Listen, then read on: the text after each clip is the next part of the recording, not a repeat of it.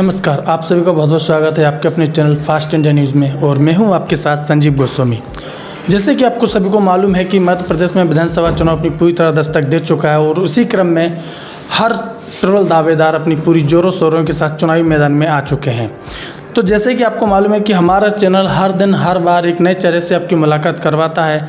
तो उसी क्रम में आज हम आप पहुँचे हैं सेवड़ा विधानसभा, जहां पर हम आपकी कांग्रेस पार्टी के प्रबल दावेदार से मुलाकात करवाने जा रहे हैं और उनसे जानेंगे कि उनके क्षेत्र की वर्तमान स्थिति क्या है और आने वाले कल में वो कौन से मुद्दे होंगे जिस पर ये सबसे पहले विकास के लिए कदम उठाएंगे। तो चलिए बात करते हैं कांग्रेस पार्टी के प्रबल दावेदार से।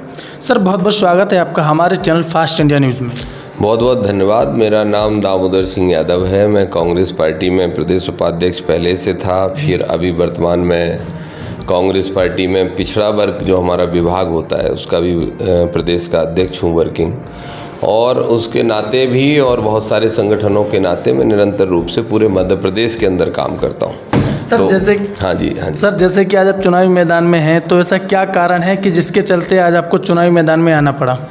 देखिए, मैं 2013 में चुनाव लड़ा था सेवड़ा विधानसभा क्षेत्र से। उस समय मैं कांग्रेस में नहीं हुआ करता था, मैं निर्दलीय के रूप में चुनाव लड़ा था और बहुत ज़्यादा अच्छी स्थिति रही थी, जनता ने पसंद किया था। मेरी पहचान एक किसान नेता के रूप में बनी, सेवड़ा क्षेत्र से ही बनी। 2018 में मैं फिर से चुनाव लड़ रहा था, कांग्रेस पार्टी का पदाधिकारी था। तो माननीय कमलनाथ जी, दिग्विजय सिंह जी और वर्तमान में जो विधायक हैं घनश्याम सिंह, उनके आग्रह पर मैंने फार्म वापस ले लिया था और उनका समर्थन कर दिया था, लेकिन इस शर्त पे किया था कि 2023 में वो चुनाव पार्टी हमें लड़ाएगी और ये वर्तमान के जो विधायक हैं वो हमारा पूरा समर्थन करेंगे। तो अब चूंकि समय आ गया है, किसान, सेवड़ा क्षेत्र की जनता, वहाँ का नौजवान सब एक तरफा सब मांग कर रहे हैं कि मैं चुनाव लड़ूं, इसलिए मैं चुनाव लड़ने जा रहा हूँ। तो जैसे कि आपने उनसे शर्त रखी थी कि 2023 में वो आपका भी समर्थन करें, तो क्या वो इस बात को तैयार हुए? देखिए, उस समय मैंने पर्चा निर्दलीय भर दिया था जी। तो उस समय शर्तें मेरी मानी जा रही थी जी, और शर्तें मेरी मानी गई थी। माननीय कमलनाथ जी ने भी मानी थी, दिग्विजय सिंह जी ने तो वादा किया था कि दिग्विजय सिंह का वादा है कि 2023 में सेवड़ा का टिकट भी आपको होगा, आप एमएलए भी बनोगे, हम बनाएंगे। और ये जो विधायक जी बने थे, ये 2013 में हम दोनों आमने सामने लड़े थे। तो जिन 64 विधानसभाओं में मुझे भरपूर वोट मिला था, वहाँ इन विधायक जी को 50-50 वोट भी नहीं मिले थे। लेकिन जब 2018 में मैंने समर्थन कर दिया तो वही वोट उन्हीं पोलिंगों पे फिर बहुत ज़्यादा वोट उनको मिला था मेरे सहयोग से। तो उनने भी आग्रह किया था कि इस बार आप मुझे बना दीजिए, अगली बार हम आपके साथ रहेंगे। तो अब वादा जब किया था तो वादा मानना उनका काम है, नहीं माने या माने इसकी मुझे परवाह नहीं। मैं चुनाव लड़ रहा हूँ, मेरा फाइनल डिसीजन हो चुका है, मैं सेवड़ा से ही चुनाव लड़ रहा हूँ। और ना सिर्फ लड़ रहा हूँ, कल की जो मेरी महारैली हुई है जिसमें इंडिविजुअली मुझे सुनने के लिए हजारों की संख्या में लोग आए हैं, ऐसा मैं नहीं देखा कि किसी राष्ट्रीय नेता को भी सुनने कोई सेवड़ा और इंद्रगढ़ में आया हो। जितनी बड़ी संख्या में कल लोग मुझे सुनने और समर्थन देने आए थे, इसलिए मैंने चुनाव लड़ने का तय कर लिया और जनता ने मुझे जिताने का तय कर लिया। तो सर, जैसे कि आज आप चुनावी मैदान में हैं, जनता से जनसंपर्क भी कर रहे हैं, तो वो कौन कौन सी मूलभूत समस्या हैं वर्तमान में जो आपको जनता के द्वारा सुनने को मिल रही हैं? देखिए, सेवड़ा क्षेत्र में विकास शून्य में है। सेवड़ा क्षेत्र में अजीबोगरीब स्थिति है कि सेवड़ा एक ऐसी तहसील होगी मेरे ख्याल से इस मध्य प्रदेश की पहली और इकलौती, जहाँ पे एक लॉज नहीं है रुकने के लिए, एक कारखाना नहीं है, एक किसान के हित में कोई किया हुआ ऐसा काम नहीं है। जैसे कि गुन्ना के किसान बहुत बड़ी संख्या में है, एक शुगर मिल बनाने की मांग हमेशा से उठती है। सेवड़ा क्षेत्र को पर्यटक स्थल घोषित करने की मांग उठती है क्योंकि वहाँ पे सनकुआ धाम है, वहाँ रतनगढ़ माता का बड़ा प्रसिद्ध मंदिर है। ये बहुत सारी ऐसी चीज़ें हैं और रोज़गार ना होने की वजह से क्राइम बहुत ज़्यादा है। तो वहाँ के नौजवानों को रोज़गार चाहिए। ये सारे काम मैं करके वहाँ दिखाऊंगा। लोग मुझे बहुत लाड़ प्यार करते हैं, अपना बड़ा भाई मानते हैं, कोई बच्चा मानता है, उस तरीके से मेरा उनका ताल्लुकात है। और विकास सबसे बड़ा मुद्दा है। इस बार पहली बार ऐसा होगा कि मैं विकास के मुद्दे पे चुनाव सेवड़ा में लड़ूंगा। पहली बार सेवड़ा में विकास मुद्दा बनेगा। बहुत सारे काम होने हैं। एक बड़े आश्चर्य की बात है कि जब 2-2.5 साल पहले बहुत तेज़ बारिश आई थी और उस बारिश में हमारे सेवड़ा क्षेत्र के 3 पुल बह गए थे, जो तीनों ही प्रमुख पुल हैं। एक जो भिंड से दतिया को जोड़ता है वो पुल, एक रतनगढ़ माता का पुल, एक उचाड़ का पुल, आज तक तक 2.5 साल में वो पुल तक नहीं निर्माण हो पाए। तो ये सारे काम हमें करना है। मैं विश्वास दिलाता हूँ कि जिस दिन मैं विधायक बनूंगा, मैं लड़ने भिड़ने वाला आदमी हूँ, मैं गूंगा विधायक में से नहीं हूँ। मैं बनूंगा तो तस्वीर बदलेगी, सिवड़ा की विकास होगा। सर, जैसे कि देखा जाए कि सेवड़ा विधानसभा में स्वास्थ्य सेवाएं किस प्रकार संचालित हो रही हैं? बहुत बुरी तरीके से। मुझे ये समझ में नहीं आता है कि सरकारें एक बिल्डिंग बना के खड़ा कर देती हैं, उस पर अस्पताल का बोर्ड लगा देती हैं, जहां 12 डॉक्टरों की ज़रूरत है वहां 2 डॉक्टर भी पोस्टेड नहीं होते हैं। सेम स्थिति सिवड़ा की है। मरीज वहां इलाज कराने तक में जाता नहीं, उसको कॉन्फिडेंस नहीं है कि उसको इंजेक्शन भी ठीक से लगाया जाएगा। एक डर है उसके मन में।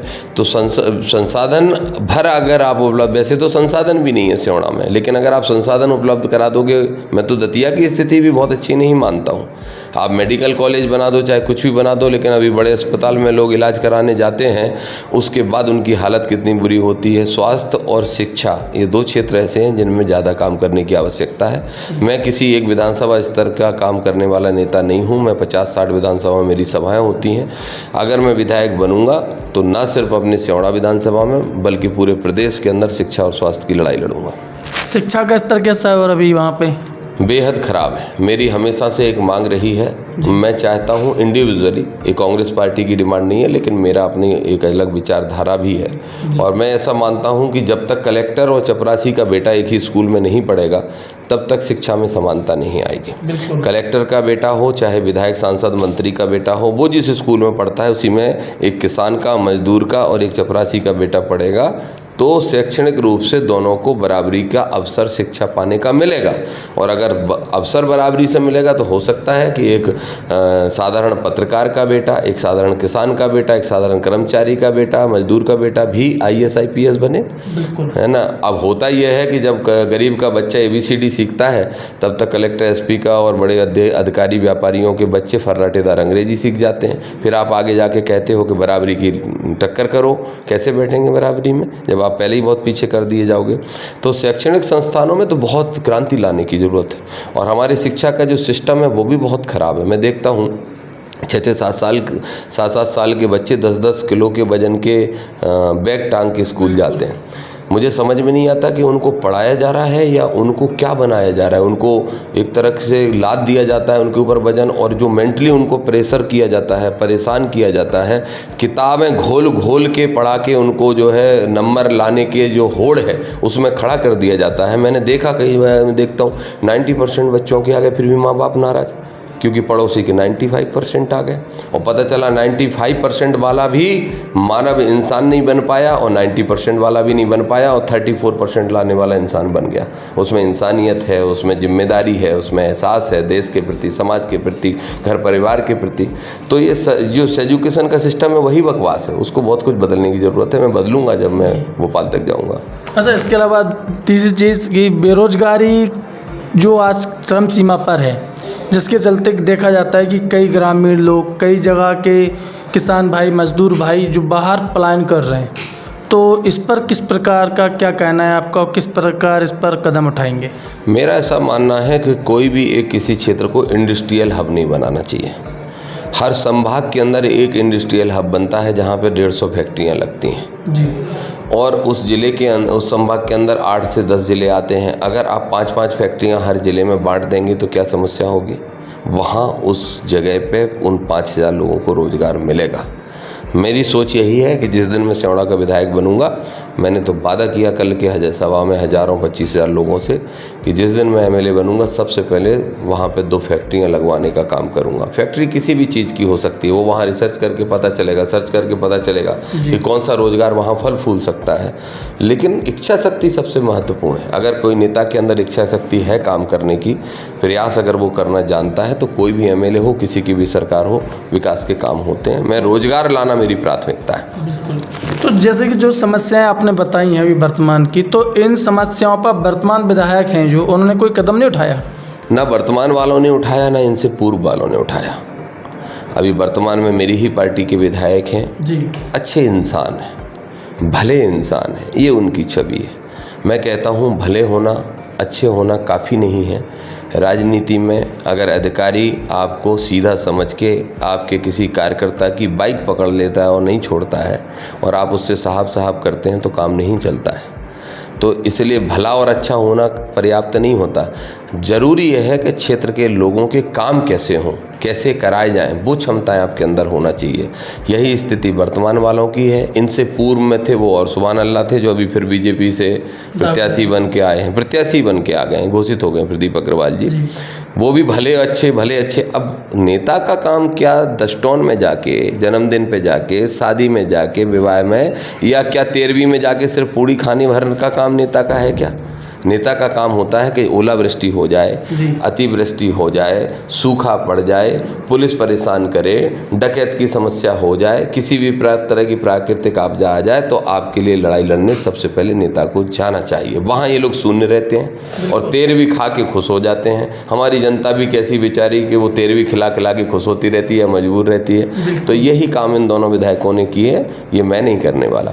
मैं 13वीं कितनी खाऊंगा और 10 टन ब्याह में कितना जाऊंगा ये मुझे पता नहीं है, लेकिन जब किसान परेशान होगा तो सबसे पहले उनके बीच भी जाऊंगा, सड़क पे भी चक्का जाम करवा के 14 केस अपने ऊपर लगवा चुका हूं, और जब विधानसभा में पहुंचूंगा ज़रूरत पड़ेगी मुख्यमंत्री का कुर्ता फाड़ दूंगा, लेकिन क्षेत्र की जनता को परेशान नहीं होने देंगे। सर, जैसे कि आपने जो समस्याएं बताई, सारी चीज़ें बताई, अगर आपको सेवड़ा विधानसभा की जनता आशीर्वाद देती है और आप विधायक पद पर आते हैं, तो सबसे पहला कदम क्या होगा आपका विकास की ओर? मेरा सबसे पहला कदम तो ये होगा कि आज हर चौराहे पे, विकास की नहीं, विकास से अलग हट के बात कर रहा हूँ, हर चौराहे पे पुलिस वाले हमारे किसानों की गाड़ियाँ रोक के हेलमेट के नाम पे, कागज़ के नाम पे 500 रुपये, 1000 रुपये वसूल करते हैं। मैंने वादा किया है कल की सभा में, जिस दिन मैं एमएलए बन जाऊँगा, आपकी गाड़ी तो रोकेगा ये दरोगा, लेकिन आपसे सवाल नहीं पूछेगा, आपको सलूट टूकेगा और चाय पिलाएगा और सम्मान से निकल के जाने देगा। ये जो लुटाई है उसको मैं बंद कराऊँगा। शुगर मिल डबरा गोराघाट क्षेत्र में बनाने का काम करूंगा, ये मेरी प्राथमिकता होगी। सेवड़ा और इंदरगढ़ में एक कारखाना लाके कम से कम 2 से 5 हज़ार लोगों को रोजगार देने का काम करूंगा, ये मेरी प्राथमिकता होगी। और इसके साथ साथ सेवड़ा क्षेत्र में बहुत संभावना है पर्यटक स्थल घोषित होने की, वो काम भी कराने का काम करूंगा, ये हमारी प्रायोरिटी होगी। जिन गाँव में आज तक सड़कें नहीं बनी हैं, कुछ गाँव ऐसे बाकी हैं, आज भी दूर दराज के गांव, हमारा मदनपुरा एक गांव बाकी है, वहाँ पे सड़कें बनवाने का काम करेंगे। और उसके साथ साथ ये बहुत महत्वपूर्ण है कि शिक्षा और स्वास्थ्य की व्यवस्थाओं को पूरी तरह से दुरुस्त करेंगे। और अंतिम एक और भी चीज़ मेरी प्राथमिकता होगी, गुंडागर्दी किसी भी प्रकार की हो, चाहे वो प्राइवेट गुंडे हों, चाहे वो सरकारी गुंडे हों, वो पलायन करेंगे। चैनल के माध्यम से आप सेवड़ा विधानसभा की जनता को क्या कहना चाहेंगे? मैं यही निवेदन करना चाहूँगा कि वोट का जो महत्व है, बाबा साहब डॉक्टर भीमराव अम्बेडकर ने संविधान लिख के जो आपको वोट का अधिकार दिया है, उसका इम्पोर्टेंस समझें, उसका महत्व समझें। रिश्तेदारी में, जातिदारी में, वर्गदारी में या किसी भी दारी में अपने वोट को बर्बाद ना करके, पार्टीदारी में भी अपने वोट का महत्व समझते हुए सिर्फ काबिल व्यक्ति को चुनने का काम करें। वही आपके वर्तमान को और आपके बच्चों के भविष्य को बना सकता है, ये मेरी प्रार्थना है। धन्यवाद सर।